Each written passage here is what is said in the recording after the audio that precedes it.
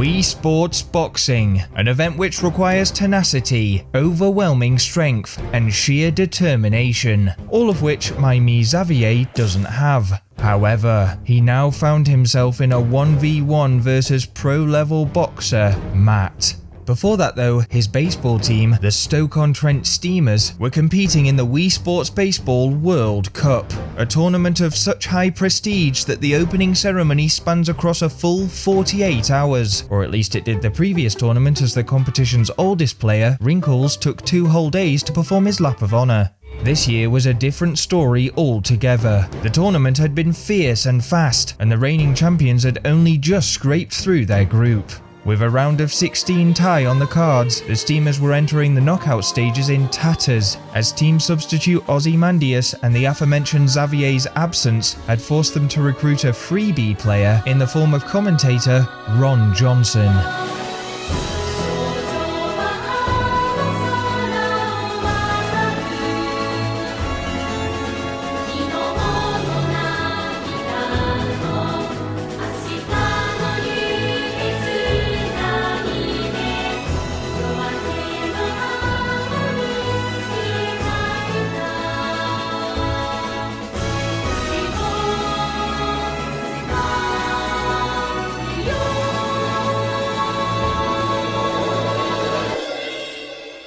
Well, I know they call football the beautiful game, but how can it be when you play baseball? Look, Ron, I appreciate it, but the way you say things is just so monotone that I'm really not interested. Oh, scold me more. And with that, Ron, you're back on the bench. Mr. Picnic, lovely to have you back in the team. And this is it, the knockout stages. One wrong move here, and we are toast, which is ironic because the team we're playing next is Bread Crust Rovers. Now, I know we've had a few blips so far. Not everyone has been thrilled with my decision making, but it's okay because,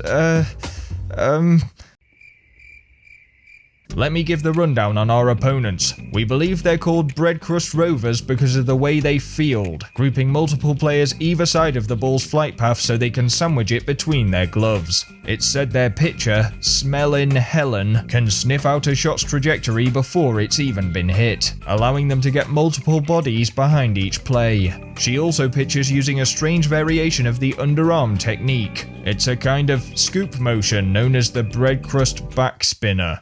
Pipe adjusted his beanie forwards into what he called sport mode. Although on the inside he was filled with turmoil, despair, and a healthy dose of anxiety about the future, he had promised himself he would think of those things no more.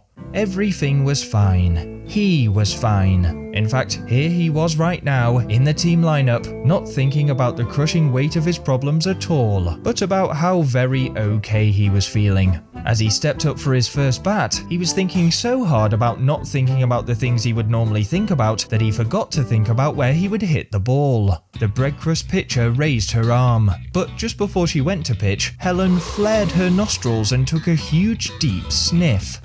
Charles go left a bit, Darren right a bit. Ironically, this ended up helping Pipe, who mistakenly drilled his shot straight into the ground through Helen's legs to bounce up and over the bread crust fielders for a simple single.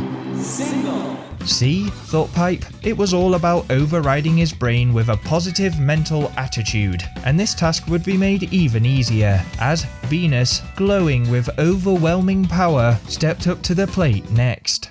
The only slight issue was Venus really did feel a creeping sense that he was beginning to be overly whelmed. He was grateful for this mysterious sparkling fortune, but he had to admit he'd expected it to level off. Instead, every time he hit the ball, he only got stronger and stronger. This increased strength came with an unbearable tummy ache. And was there supposed to be black spots in his vision? That was normal, right? Normal or not, the power kept flowing through him. And as Helen went to pitch, Venus wrapped his bat through the air to cannon the ball towards the stands. It was going to be another magnificent home run. Now that's baseball, goddammit, cheered Engine Room. That must be going at like 100 million miles an hour, said Pipe as he passed home to score the Steamers' first run. I could probably do 100 million billion quantazillion, grumbled Mr. Picnic, whilst Venus rounded the bases to raucous applause. He was drinking in every last drop of adoration. He really had hit fine form until he didn't feel so good. No, all of a sudden he felt really quite bad, and then, Venus, what's wrong? He collapsed in a heap. Oh, what's this? And it appears we have a streaker on the pitch. Everybody stand back. What? Why? He needs attention. Urgent medical attention. I'm telling you, stand back. Oh God, Venus, I'm on my way, my sweet, sweet love. Engine room, lift him up. We'll put him on my massive muscly back. No! What is wrong with you? You're Venus's dad, aren't you? Don't you want to help your own son? Venus, no! And it appears we've had some sort of void-based explosion on the field. Let me just consult the rulebook here. Yep, I have no idea what to do. Venus, control it! You must fight it! The shadowy mass began to temper, and eventually, a form which just about resembled Venus lay twitching on the grass. Okay, it's safe. We must get him off the field. Hurry! Bungus, what's happening to him? Looks to me like a classic case of demonic possession. I'm afraid it's far worse. There is a man who knows much more of this affliction than a fool such as I.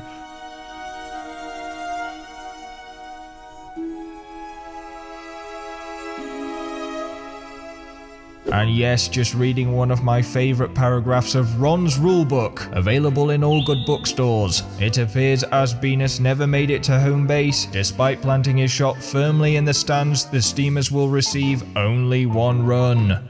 Hey, that's not fair. In other news, it appears this injury will trigger the automatic substitution of Ron Johnson. That's me, I'm Ron Johnson.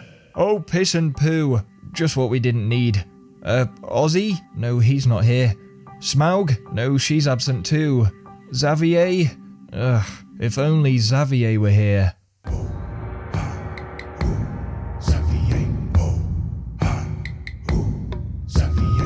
Welcome, those watching around the world, to the Big Conditioner annual boxing base bloodbath.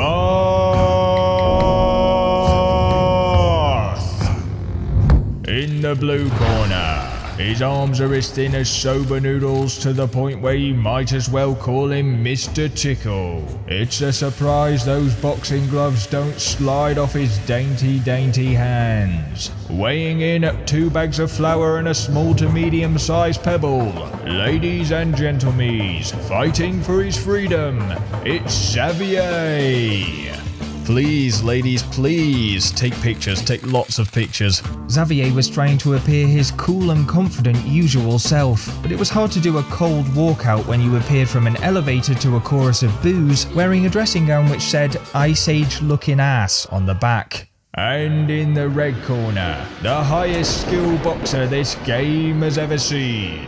The Devourer of Souls, Scourge of Sports Resort, weighing in at a seismic 3 boulders and a large German Shepherd, it's the champion, Matt.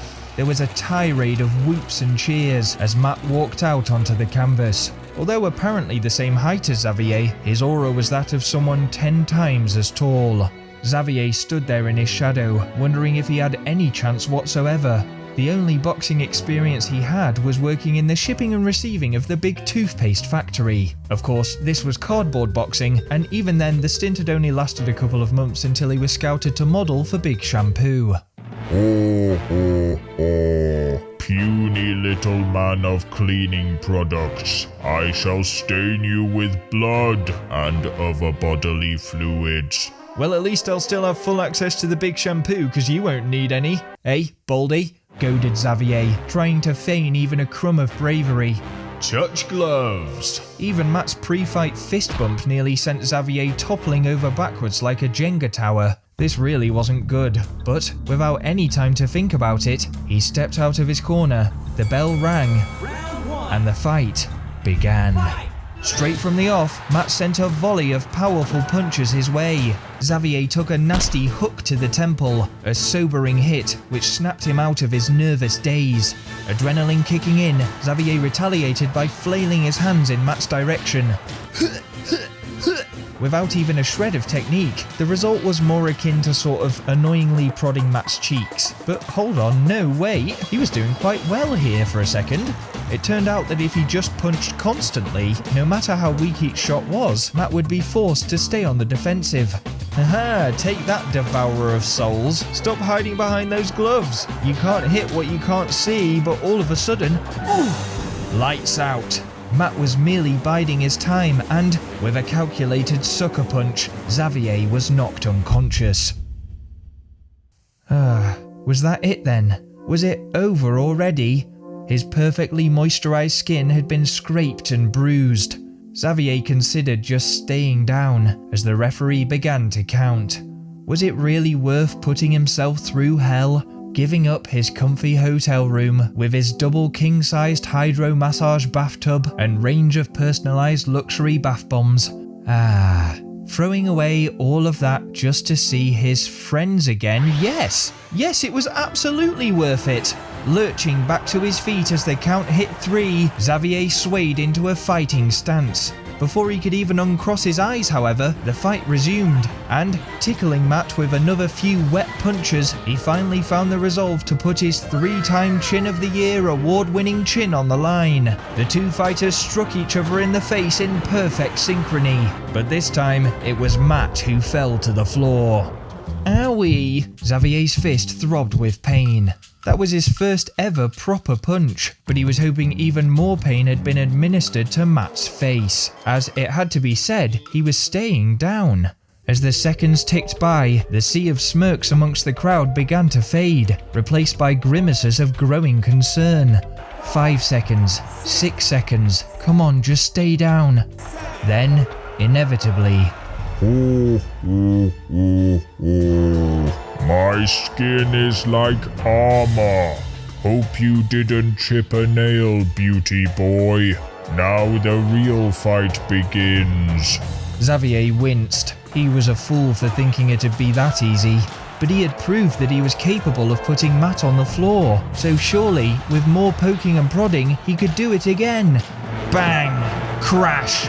Fat chance. Matt had simply been toying with him. A jab straight to the jaw, followed by a rib-shattering body shot that sent Xavier spinning 180, sprawled face up and mouth open on the canvas. Despite dribbling a bit down his chin, he tried everything to scramble back to his feet. Xavier was in deep trouble.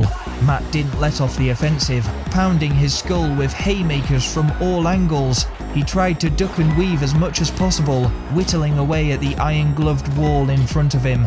In fact, he was just about to break through when wallop! Another one of Matt's thumping punches made his legs give way beneath him, splaying out into a rather comical splits. The crowd let out a roar of laughter. Xavier's ears were ringing so loud his whole head felt like a vibrating alarm clock. What was the point? He was a joke. Even if he did make it through this alive, the team would never accept him back, not after what he did.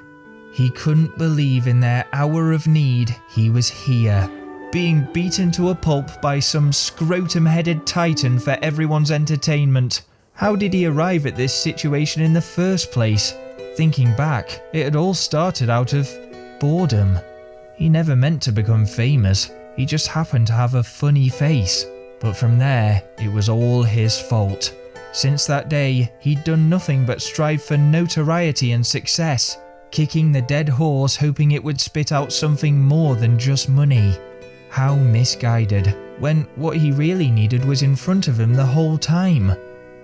Hey Xavier, long time no see. Oh, yeah, I suppose it's been a few years since I stopped playing.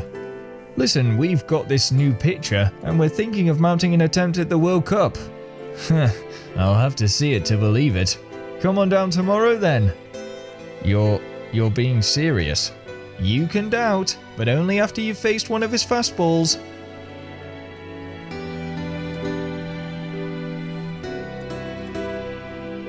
Xavier felt for the first time the true extent of his betrayal. He was a traitor, a clout-hungry, egotistical, handsome loner. Watched by millions, yet he had never been more isolated. He had everything and nothing. He just wanted his friends back.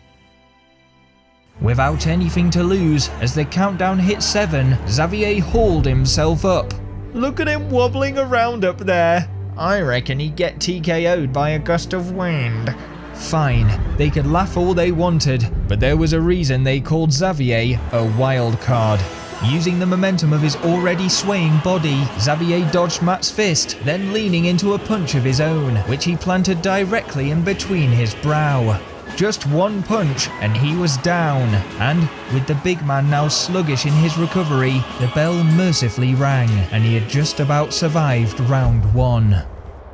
Xavier slumped against the ropes, mopping his forehead with a company-branded big hand towel. It was one of their lazier products, it was literally just a normal towel. He didn't know if it was just the mild concussion, but it felt like no time at all before he was called forward again to the middle of the ring. This was it. Do or die. The bell chimed and the two fighters picked up where they left off, cracking knuckles into each other's schnozzers, searching for the upper hand amongst a storm of uncontrolled swings. Xavier was feeling good. He was nimble. His hits were landing with more power than ever before until real power hit him straight in the gut. He was thrown violently forwards, hitting the deck with a dull thud. And that should be that, folks. Sleep well, little fragrant man. Matt made a few mocking sniffing motions from his newly crooked nose. Xavier lay still and limp. I'd be surprised if he ever moves again, as the countdown begins to another surefire, scintillating victory for our undefeated champion. Ladies and gentlemen, give it up for... What? I don't believe it. How can he possibly be? If I'm so fragrant, then I'd invite you to smell my fists. It was a minor miracle. Xavier was back from the death, and more than that, he was on the attack. Matt fixed him with a wide-eyed stare as Xavier forced him backwards, step by step, uppercut by uppercut. The arena was still shocked by his incredible resurrection, but the best was yet to come. With one great cannon of a right arm, Xavier sent a king hit with pinpoint accuracy straight into Matt's spleen. The giant fell to the floor with a definitive clatter as Xavier pumped his hands in the air, cheering every second that passed. 8, 9, 10, he had done it. Xavier,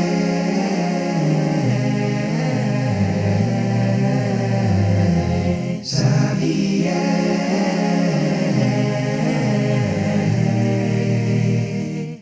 Xavier, Xavier, Xavier, Xavier.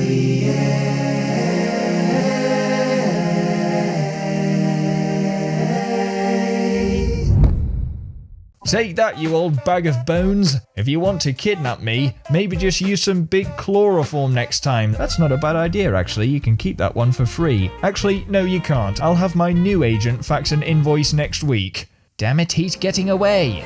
Like a bird out of its cage, Xavier jumped straight from the ring, made his way outside, and beelined for the ocean. The only question now was, how did he make it back to the Stoke-on-Trent steamers?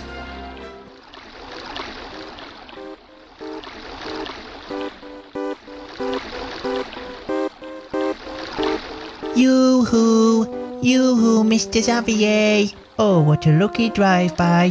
Jump on. May I say, you might look a bit sweaty, but you still smell very aromatic. It's a good job Big Conditioner is effective for up to 7 business days, because I don't think I'll be using that trash in a while. So long, ding-dongs! Oh, that was a good one, so long, ding-dongs. I think maybe, if you don't mind me saying, that's one of your best ever, Mr. Xavier. Oh, you are a funny fella, aren't you? Oh, yes. Penfold, ready the chopper. We're taking another little vacation. Boss's orders. It's time to head back to Woohoo.